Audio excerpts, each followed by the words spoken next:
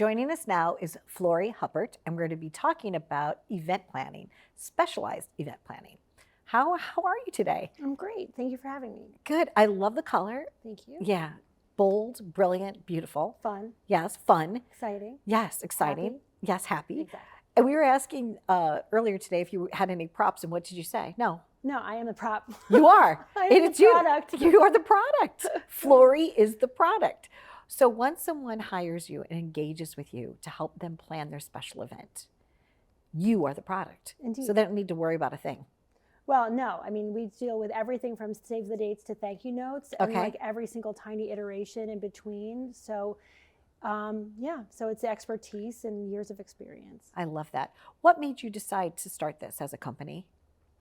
I go, like, my family goes way back. We were all entertainers of one variety or another, from my grandmother's dinner table to my mother's dinner table. And so, like, sort of entertaining and party planning is just in my blood innately. As a young mom, I did a lot of work for our synagogue and running like auctions at our school. And through that, people were always said, when my kid grows up, I want you to throw our bat mitzvah. And then that came to fruition. So when my third child was born, I decided now's the time, and I started my own company. I love that. And it's just named right after you. Yep. Easy to find. I like a company that you answer the phone and that's the person you get. It's always funny too, because sometimes I will answer my studio line too, and I'll be like, "Oh, hi, Drake Media Studios," and they're like, "Oh, is Donna Drake there?" I'm like, "Oh, it's me. Yeah, it's me. It's me." Yeah. It also works as our doorbell, Florie, which is also kind of funny. We have it connected to the front door, so I'm not really sure if it's somebody at the door or somebody on the phone. Yeah. We're going to have to think of another system for that. What are the early steps? How can a client best get ready to work with you? What homework do they need to do ahead of time, or what would you like them to kind of do? I think I just do spend a lot of time at the beginning of a relationship, sort of educating them on like what the expectations are. But it would be lovely if people could do a little bit of homework, sort of to understand their family culture, or understand like what the outcome of they want is from their event. For example, they would like to have a very elaborate event or a simpler event, to have some idea of their budget. And kind of like educate themselves, sort of what the small, medium, and large of an event looks like, so that they have something that they know they're like gunning for when they make the phone call. Candle lighting ceremonies, okay?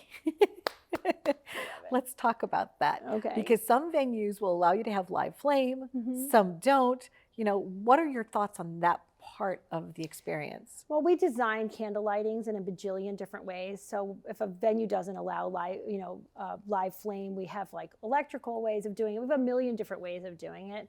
Hurricanes are normally allowed. So that's not normally our challenge. Our challenge is sort of coaching a kid to be professional on a mic, because kids have a tendency to be like not exactly special on a mic. And also being brief. Like, Okay. This is a moment of brevity, and it's like it can be a little bit, I say this in the most loving way, but it can be extremely like, I've lost my word, like self-indulgent, like to have like a situation where you may have a 10-minute montage, and then sometimes these candle lightings can be like 30 or 40 minutes long. So People are hungry, they want to dance, and they want cake. Exactly. We try to like coach our clients to choose, one moment or another, not both of them. Kids a lot of times really do love this. So Special for them. Yeah. So we just try to help them do something that's like brief and meaningful and fun, and not long and drawn out. Now, for the gift givers, Mm-hmm. right, for people going to an event, Mm-hmm. how does one decide how much the check should be written for? Oh, that's such a great question. And people call me all the time. Friends, neighbors, everybody goes, "How much do I give?" I think that there's like a scale when it has to do with like somebody who's like close family, someone who is, your neighbor's kids, like, and then like when a child is like a camp friend or a school colleague, you kind of like have a little bit of a spread, right? Okay. So if your whole family is invited and it's a close family relationship, I'd say like probably $300 to $500. If you have a kid, if the child who's being bar bat mitzvahed is, one of your children's school friends, 54, 72, 108, like denominations of high. Special numbers. Is always like a great choice to make. And then sort of, if you're a couple that are being invited to a Saturday night party, I think 250 to 350 is appropriate. I agree. So it's very similar to a wedding or to, Sweet 16. Yeah. Bar mitzvah, bat mitzvah, same kind of thing. Except you want to do it in multiples of the happy high. Number of Yeah, high. a lot of Yeah, times. I love that. Sometimes people do like 518 cents just to give like a nod. My daughter just had her bat mitzvah and it was amazing. Like just all of these really random numbers, because people, I think, Google this information and then they come up with these random numbers, $392.47, and you're just like, okay, thank you. The spirit, Thank you for the thought. The spirit is there. Thank you for the thought.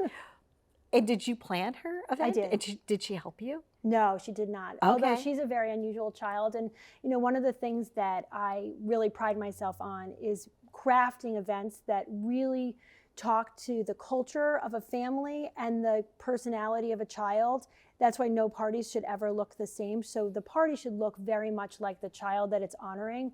So because my daughter is very unusual in that she's sort of a nonconformist kind of personality, the party really looked like her and really felt like her, and there was an attention to detail to her personal preferences and loves and likes. Like we did a daytime luncheon, we had a live band. There was just little oddities that tossed in that were just very her. And I think that's, I try to do that for everybody. I was going to say, knowing that you're that type of an event planner, that you did it for your own daughter, you're going to treat someone else's person exactly 100%. the same way. It's really, Good the for more you. interaction I have with a kid and the more understanding I have with the family, the more detailed we can get in making sure that that party really looks and feels like that family and that child. And with all your relationships and venues, once somebody gives you a budget, then you could send, okay, thank you, that's a wonderful budget, and these are your 3 choices for venues. 100%. And we really try to craft a party in this spirit within someone's budget. I love this. This is fun. I'm liking that. This is great.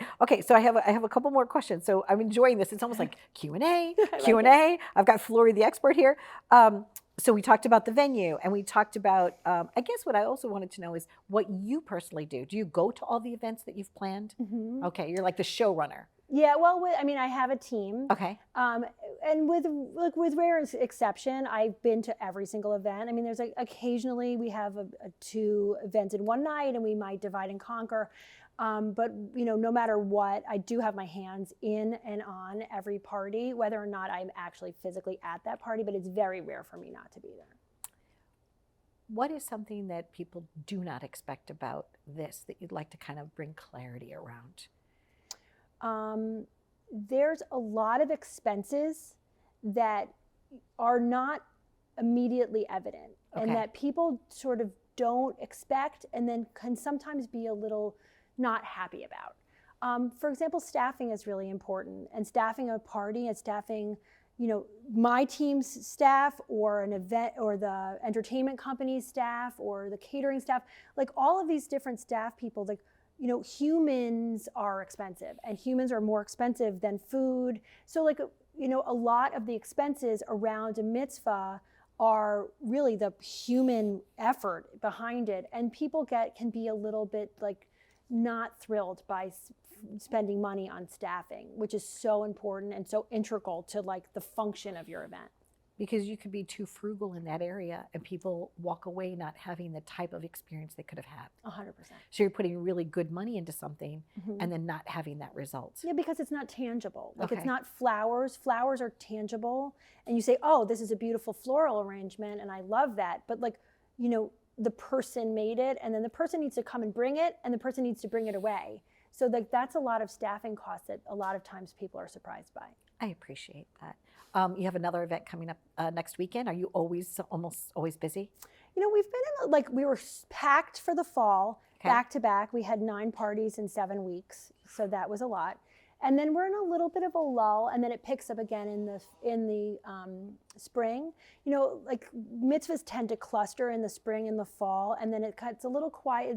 It dots through the winter, and then it's dead in the summer. Okay, because summer everybody's traveling. A lot of They're at times the kids are sleepaway camp. Yeah, they're at Yeah, camp. They're having yeah, fun. They're totally. enjoying their life. But then we sort of fill in with corporate events at that Okay. time. So, hopefully we have some company picnics or some like corporate celebrations, because I love to do corporate celebrations also. Really fun. Yeah. Most unique theme you've ever seen? I did a Buffy the Vampire Slayer party once. That was, I did a Survivor theme party that was actually turned into sort of like a Polynesian kind of thing. But the dad did want me to have like bugs and stuff and challenges, which was a challenge. What other kinds of fun? I think like for the most part, the themes really are about the kids though. I mean, the heavier the theme, the more expansive the budget needs to be, because in order to execute a really heavy theme, for example, like if you come to me and say, I'm obsessed with Harry Potter, I want a Harry Potter theme, well, that's going to necessitate Harry Potter decor. Yes. And like that really will begin to add to your budget. Beautiful. So a lot of times it really is about a kid, a motif, whether that motif is a color or a vibe or a pattern, and a logo and a kid. Love that. Thank you very much for joining us. I was so excited when we got to talk on the phone the other day. I know you do excellent work, and I just kind of wanted to feature you and highlight you and be like, Thank go you. Florie, go I Florie. appreciate it. You're welcome. We've been living it up right here. So if you're someone in the market and you're ready to have that special event, check out Florie. I think she might be just the ticket to help you. Be well.